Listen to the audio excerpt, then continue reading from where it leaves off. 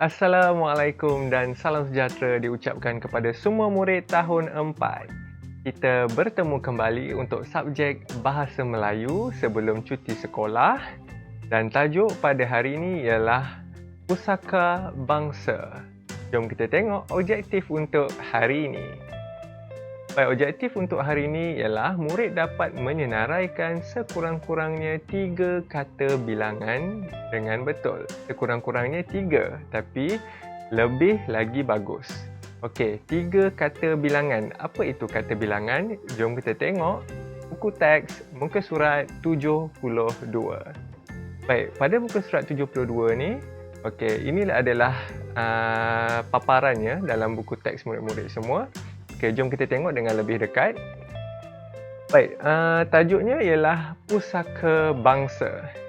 Okey, seperti biasa, Hadif mencari maklumat tentang seni tari dabus daripada internet.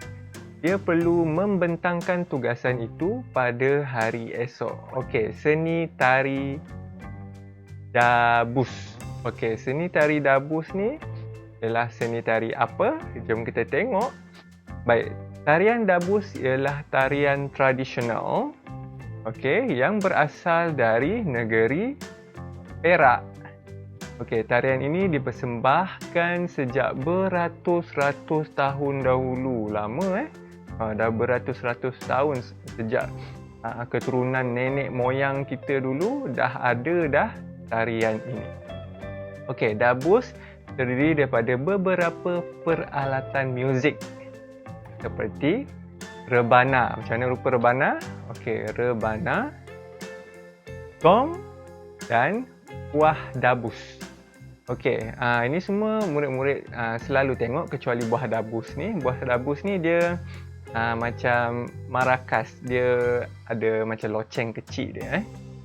Okey, rebana diperbuat daripada pelbagai kayu seperti kayu nangka, kengal, halban, tembusu dan jati. Macam-macam jenis kayu boleh buat dan kayu-kayu ini keras dan tahan lama. Okey.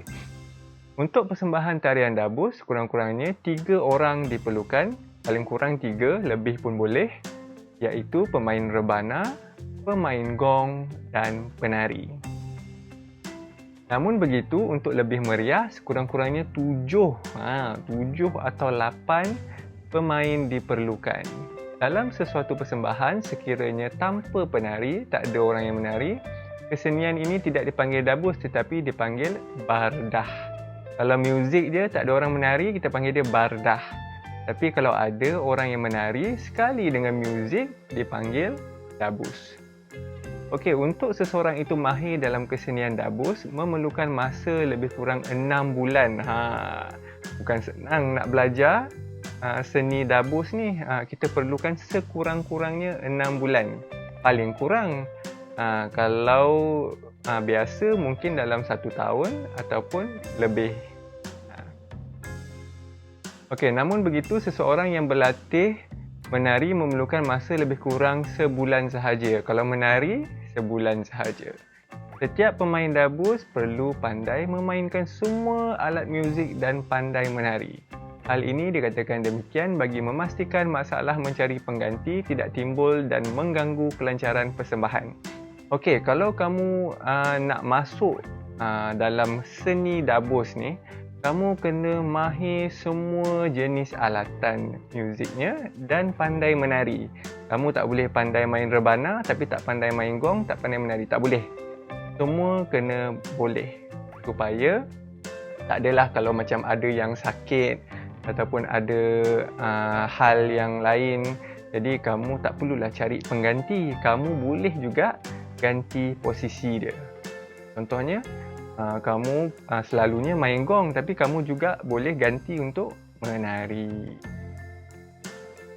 Dabus merupakan tarian tradisional yang unik. Tarian ini dipersembahkan dalam adat istiadat Melayu seperti perkahwinan, berkhatan. Berkhatan tu maksudnya bersunat dan berendam.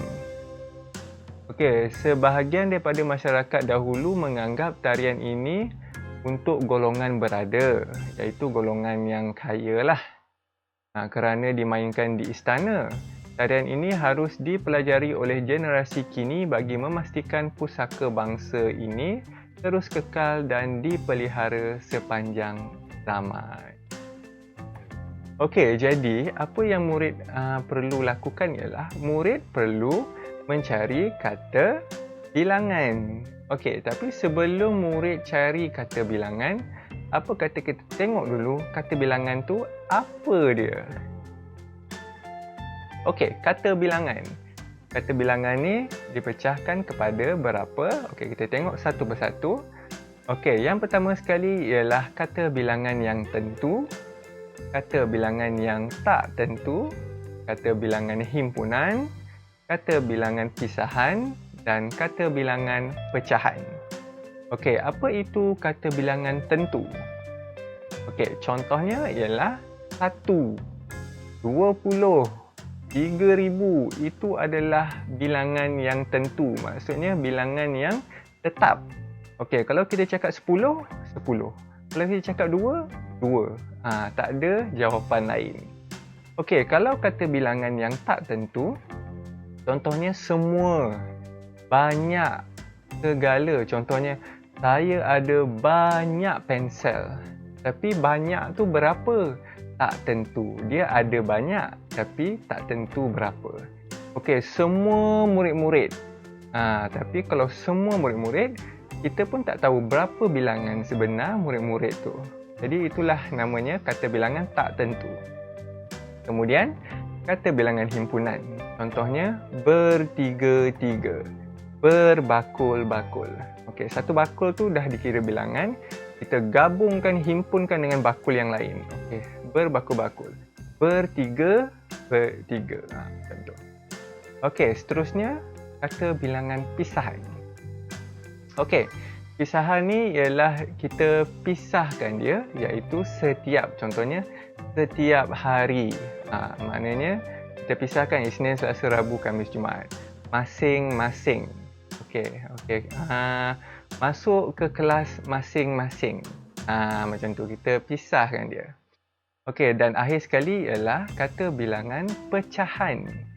Okey, kita pecahkan dia. Contohnya, separuh, setengah. Itu adalah kata bilangan pecahan. Jadi, semua ni tentu, tak tentu, himpunan, pisahan, pecahan ni semua adalah tergolong dalam kata bilangan. Cuma ini adalah pecahannya sahaja. Tapi, contoh-contoh ni semua adalah kata bilangan. Kata bilangan ni yang paling besar dia. Okey, jadi berdasarkan contoh-contoh ini, murid perlulah senaraikan seberapa banyak kata bilangan yang boleh ditemui oleh murid-murid. Okey, daripada teks itu tadi, murid carilah kata bilangan yang terdapat dalam teks tersebut.